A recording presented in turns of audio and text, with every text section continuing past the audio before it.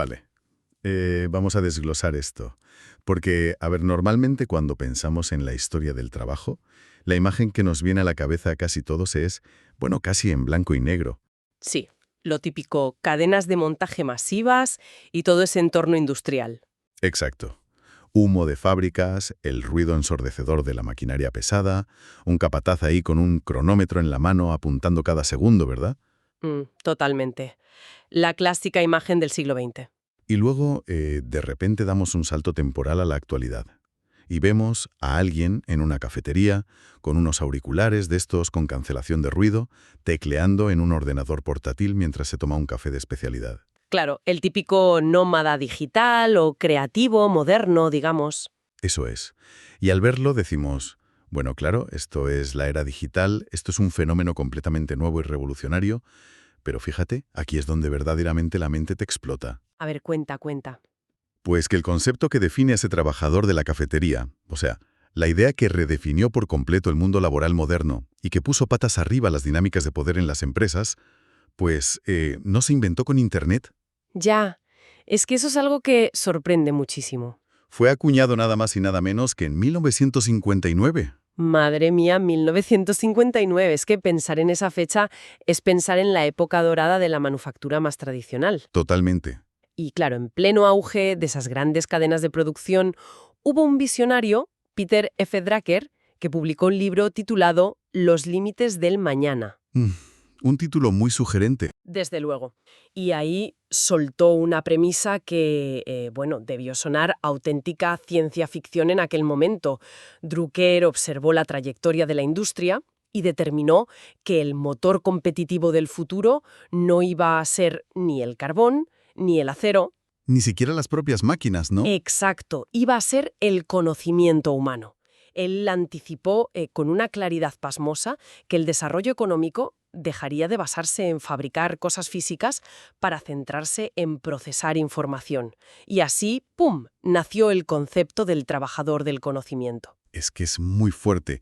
Para estructurar nuestro análisis a fondo de hoy, vamos a basarnos en un documento que la verdad está magistralmente recopilado y que sintetiza décadas de teorías de gestión empresarial para explicar precisamente esta figura. Sí, un material excelente. Así que nuestra misión hoy, para quienes nos escuchan, es entender qué significa realmente este término, cómo ha invertido las estructuras tradicionales y por qué cambia para siempre algo tan básico como nuestra idea de la productividad.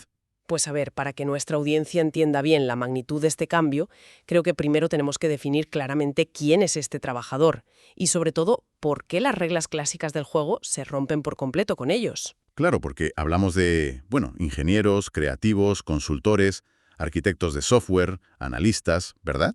Eso es, personas cuya ocupación principal es aplicar una experiencia acumulada muy especializada.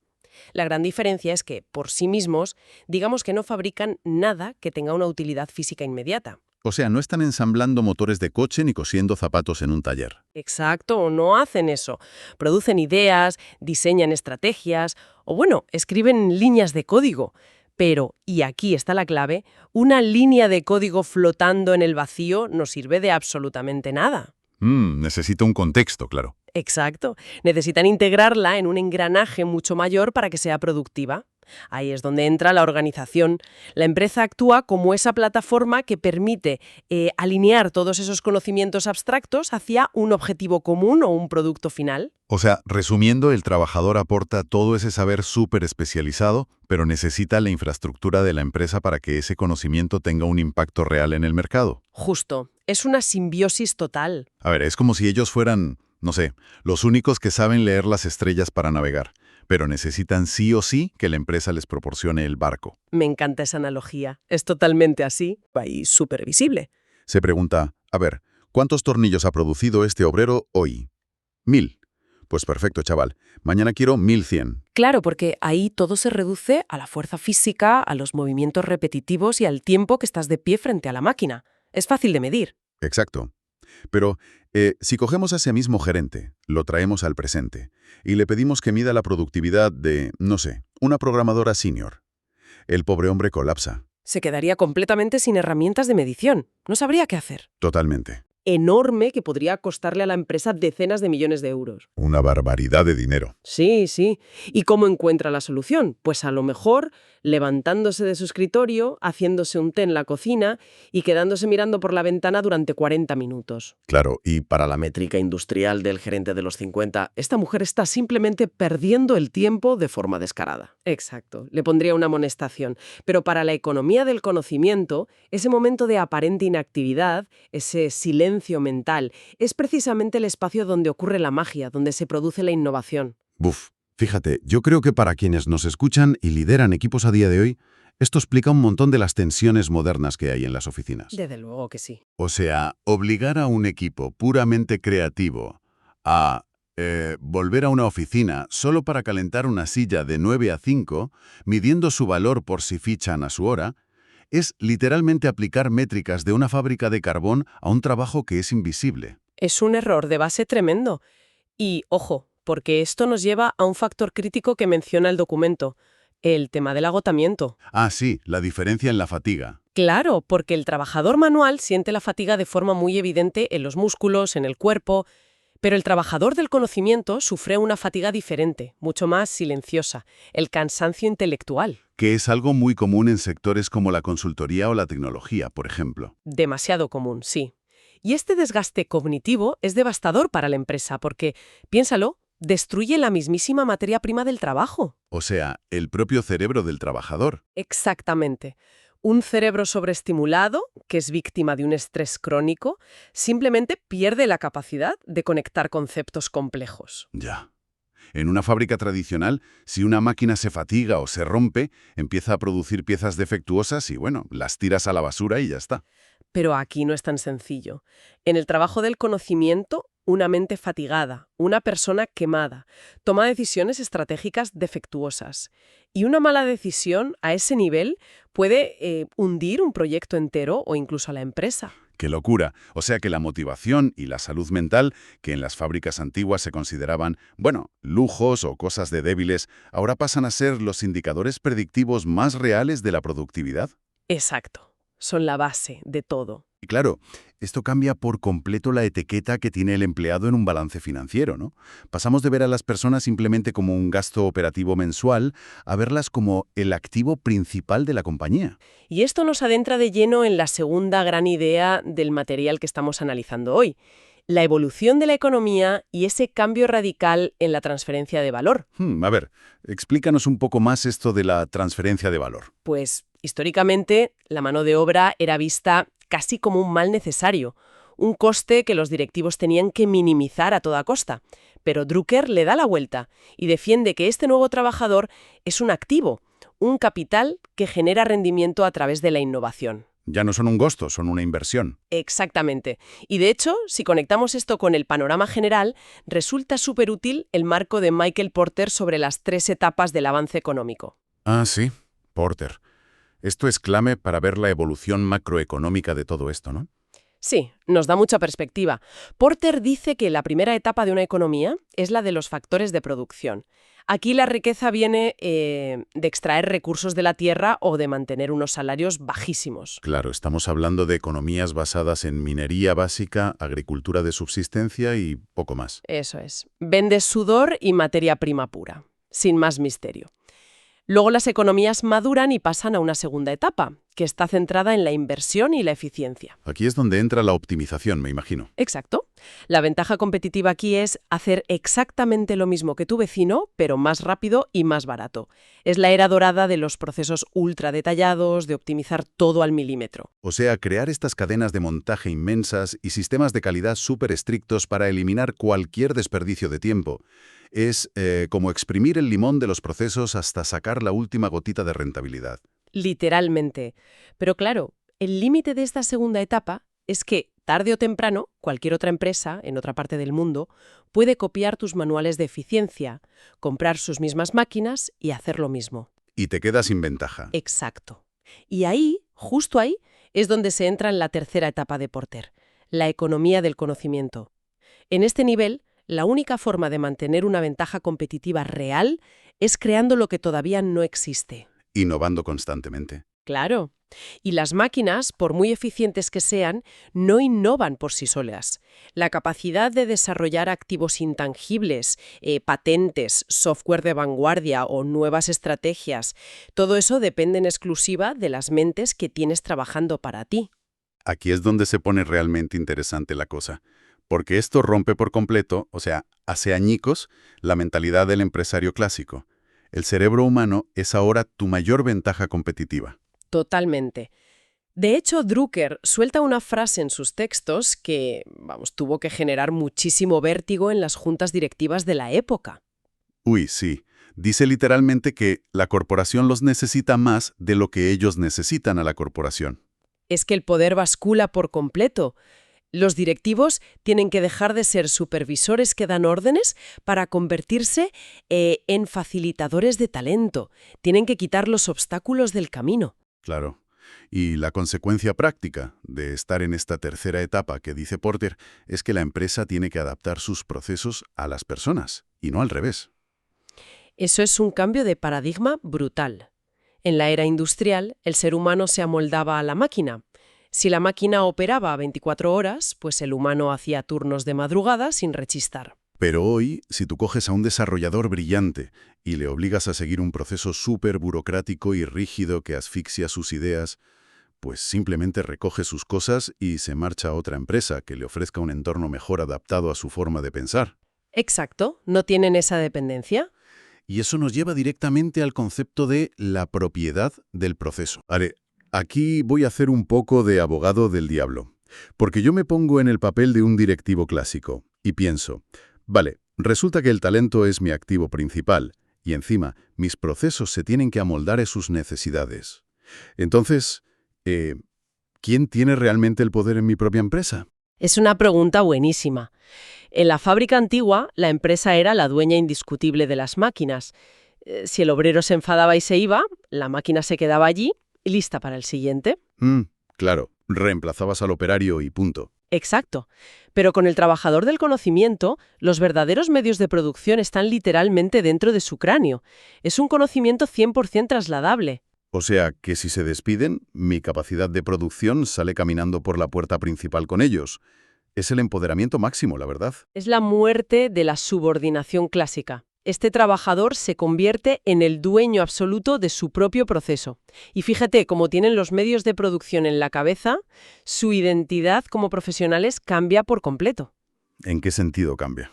Pues que ya no se identifican principalmente como subordinados de la empresa X, se ven a sí mismos como profesionales independientes dentro de su sector. Ya veo. Por ejemplo, una ingeniera de datos se siente mucho más identificada y leal a la comunidad global de ingeniería de datos que al logotipo de la empresa que le paga la nómina ese mes. Claro. Pero, a ver, vuelvo a ser de abogado del diablo, ¿eh? Porque esto sobre el papel suena fenomenal, súper liberador. Pero si todos en una empresa se consideran profesionales súper independientes, dueños de sus procesos y su lealtad al jefe es prácticamente nula, ¿no es esto una receta perfecta para el caos organizativo? Bueno, es el miedo habitual, claro.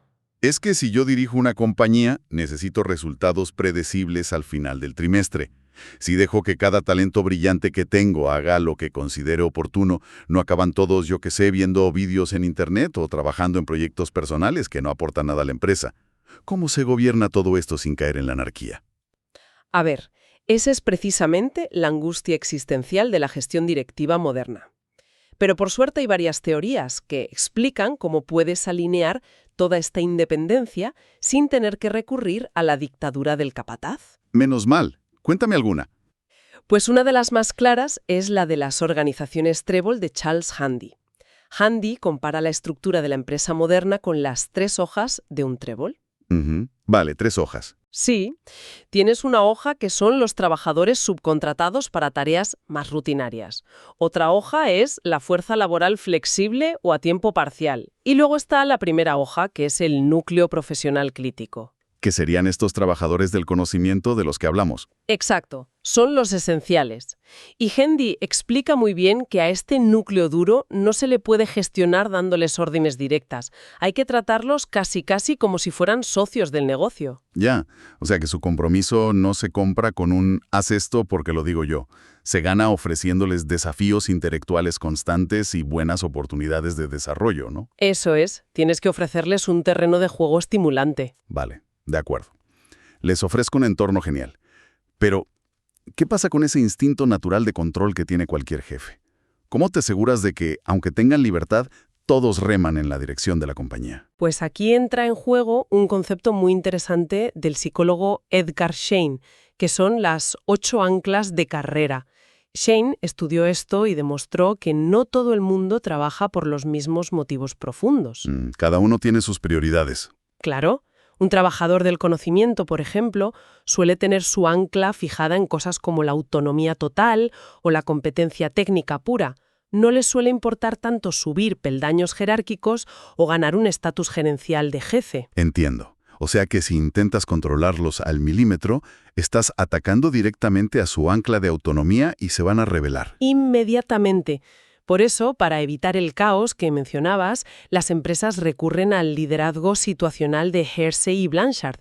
Es un modelo que obliga a destruir esos viejos roles jerárquicos. A ver, explícame un poco cómo funciona eso de liderazgo situacional en la práctica porque me parece clave. Pues básicamente dice que el estilo de dirección de un jefe debe adaptarse a la madurez y nivel del empleado frente a una tarea muy concreta.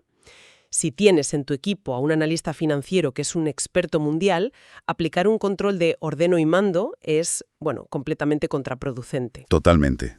Te mandaría a paseo. Claro, tu tarea como líder evoluciona. Ya no estás ahí para decirle cómo tiene que hacer su trabajo, porque, seamos sinceros, esa persona sabe 1000 veces más de finanzas que tú. Lógicamente. Tu labor como líder pasa a ser otra. Explicarle muy bien por qué necesitamos un resultado, darle todos los recursos que pida y necesite y, sobre todo, quitarle burocracia del medio. Pasamos de delegar tareas paso a paso a delegar resultados. Claro, lo que Peter Senge llamaría construir una organización inteligente. Senge defendía en su libro La Quinta Disciplina que la empresa tiene que volverse horizontal, un lugar donde todos aprenden continuamente y entienden cómo funciona el sistema completo, en lugar de ser, compartimentos estancos donde la gente solo sigue instrucciones ciegas. Exactamente. La anarquía de la que hablabas antes se evita mediante un propósito compartido, no mediante la microgestión.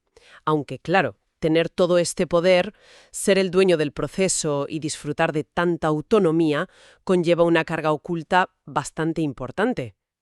Una carga inmensa, diría yo, porque, la autonomía no es estar de vacaciones pagadas en la oficina. Exige un nivel de responsabilidad individual que puede ser abrumador. Sin duda. Si nadie te está diciendo lo que tienes que hacer a las 9 de la mañana en punto, pues tienes que gobernarte a ti mismo. Tienes que ser tu propio manager, auditarte. Y creo que esto nos lleva directamente al último gran bloque de este análisis. Sí, el peso de la autogestión. Exacto. La carga de la autogestión, la importancia de la ética profesional y esa necesidad imperiosa de conocerse a uno mismo. Es que el autoconocimiento en este punto deja de ser una especie de filosofía barata de autoayuda para convertirse literalmente en una herramienta de supervivencia laboral. Gran definición. Un trabajador de este tipo tiene la obligación absoluta de analizar sus propias fortalezas de forma constante, mediante la retroalimentación de sus experiencias. Tienen que ser brutalmente honestos consigo mismos sobre en qué son realmente buenos y en qué son, mediocres. Claro. Pongamos un ejemplo. Si tú eres un consultor estratégico brillante, un genio, pero eres un absoluto desastre organizando las hojas de cálculo para la administración. Intentar mejorar desesperadamente tus hojas de cálculo es desperdiciar tu verdadero valor. Totalmente. Lo que tienes que hacer es potenciar al máximo tu fortaleza estratégica y buscar la manera de delegar o automatizar esa debilidad administrativa. O sea que se acabó ese conformismo antiguo de decir, haré el curso de formación genérico que me mande recursos humanos, aunque no tenga absolutamente nada que ver con mi perfil, ni me interese. Ahora ellos son los responsables de diseñar su propia utilidad para la empresa. Así es. Y, ojo, hay otra capa todavía más profunda en todo esto de la autonomía. La brújula moral. Uf, tema delicado. Sí, porque cuando tienes libertad para tomar decisiones que afectan al futuro y a los cimientos de la empresa, tus propios valores personales entran en juego constantemente. Mm, claro, ya no eres un robot que ejecuta, tienes criterio. Exacto. Esto encaja a la perfección con el famoso modelo de las 7 S de la consultora McKinsey.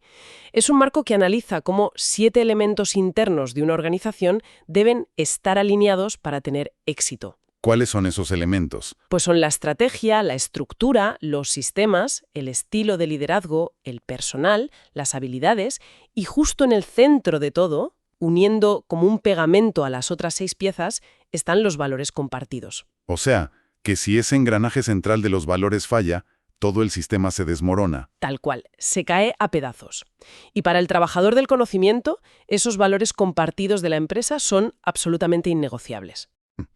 Porque, como decíamos antes, no dependen tanto de esa empresa en concreto para sobrevivir a largo plazo. Tienen su talento y se lo pueden llevar a otra parte si las cosas no cuadran. Eso es. Por eso observan con lupa la ética de la organización. Si ven que los líderes carecen de credibilidad, o yo qué sé, si la empresa predica sostenibilidad en redes sociales pero por detrás invierte en todo lo contrario, o si hay prácticas laborales tóxicas. La fricción es instantánea. Claro, el trabajador percibe que sus valores personales chocan frontalmente con ese centro del modelo de McKinsey y ejerce la máxima forma de protesta que tiene. Coge sus cosas y se marcha a la competencia. Votan con los pies, como suele decirse. Votan con los pies, totalmente. Y fíjate, al ser tan críticos con el sistema en el que operan, a menudo se convierten en figuras súper disruptivas desde dentro de la propia empresa. Sí, es un fenómeno muy curioso. Hay un concepto de Tom Peters que retrata esto de maravilla. Él habla de lo que llama la hora del talento y describe a estos profesionales tan especiales como, atención, contrabandistas independientes. Contrabandistas. Cuando leí esto en el documento, la metáfora me dejó pensando muchísimo, porque dices, a ver, ¿qué están contrabandeando exactamente en una oficina? No tiene sentido literal. Claro, lo que contrabandean es innovación pura, más allá de la burocracia oficial. Ah, claro, esquivando las normas rígidas. Exacto. Un buen trabajador del conocimiento a menudo descubre soluciones o ideas que los procesos de aprobación oficiales de la empresa bloquearían de inmediato por considerarlos, no sé, demasiado arriesgados o demasiado novedosos. Ya, el típico, esto aquí nunca se ha hecho así. Exacto. Así que actúan como contrabandistas, asumen riesgos por su cuenta, prueban esas ideas nuevas bajo el radar de los jefes, operan con total autosuficiencia y, de repente, cuando ya tienen el resultado exitoso en la mano y funciona, ¡pum!, lo presentan a la dirección.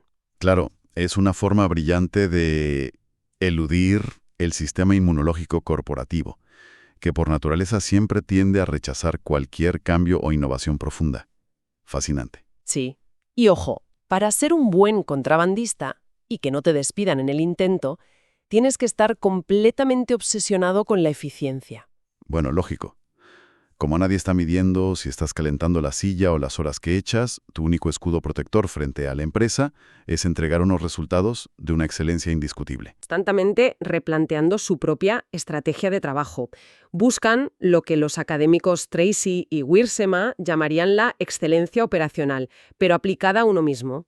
O sea, ellos mismos son su propio departamento de control de calidad, ¿no? Exactamente. Lo que inevitablemente nos lleva a la cualidad que es probablemente la más agotadora, pero también la más esencial de todo este perfil. La necesidad de una formación continua infinita. El no poder parar nunca de aprender. Thomas Daporent, que es otro gran referente en esta materia, señala que el trabajador del conocimiento se mueve en un entorno que muta a una velocidad de vértigo. Tu experiencia acumulada, por mucha que sea, caduca rapidísimo si no la renuevas. Tiene sentido. Trabajan de forma autónoma, colaboran en redes muy líquidas y, sobre todo, saben perfectamente que su relevancia en el mercado depende de aprender la siguiente tecnología o tendencia justo antes de que la que usan actualmente se vuelva obsoleta. Vamos, es la clásica metáfora de la bicicleta. Si dejas de pedalear intelectualmente, te caes al suelo. No puedes descansar en los laureles de ese máster que aprendiste hace 5 años, porque hoy el mercado ya te está demandando un conocimiento completamente nuevo. Así es la realidad actual. Y la verdad, si conectamos todos estos puntos, vemos que Drucker no solo identificó a un nuevo tipo de empleado en aquel lejano 1959, es que predijo un cambio tectónico, un terremoto en la distribución del poder económico mundial. Una visión espectacular, desde luego. Sí, y creo que su visión queda magistralmente resumida en una de las frases que encontramos hacia el final de los textos que hemos analizado hoy. Drucker dice: «El negocio no es hoy en día el dinero, sino la información. Atraer el talento constituye un verdadero arte. Retener a las personas adecuadas constituye una prioridad. Seleccionarlas es esencial y conseguir motivarlos es fundamental». Qué gran cita para ir cerrando.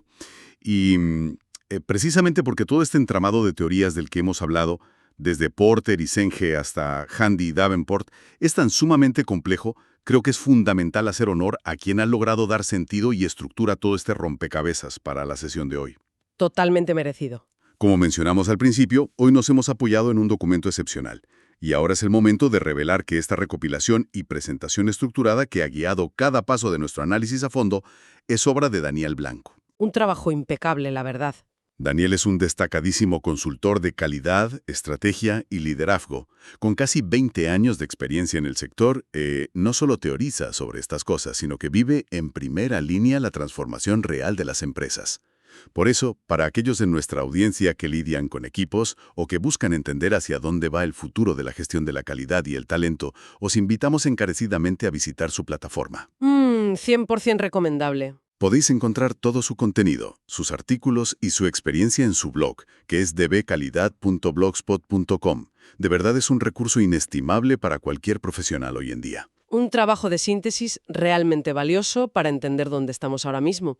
Y, bueno, para cerrar definitivamente nuestro análisis de hoy, quiero dejar flotando una pregunta. Un pequeño dilema para que quienes nos acompañan le den vueltas por su cuenta. A ver, ¿con qué nos dejas hoy?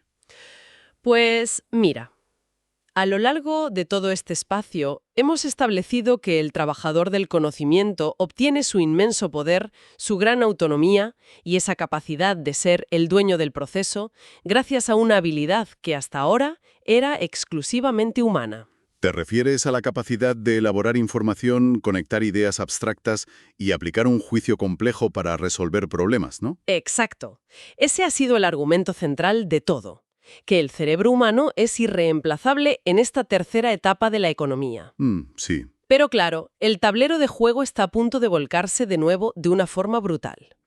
¿Qué ocurrirá con esta delicada dinámica de empoderamiento a medida que la inteligencia artificial avance de forma exponencial? Y empiece a realizar de forma autónoma precisamente esas tareas de síntesis intelectual, de programación avanzada y de análisis complejo de datos.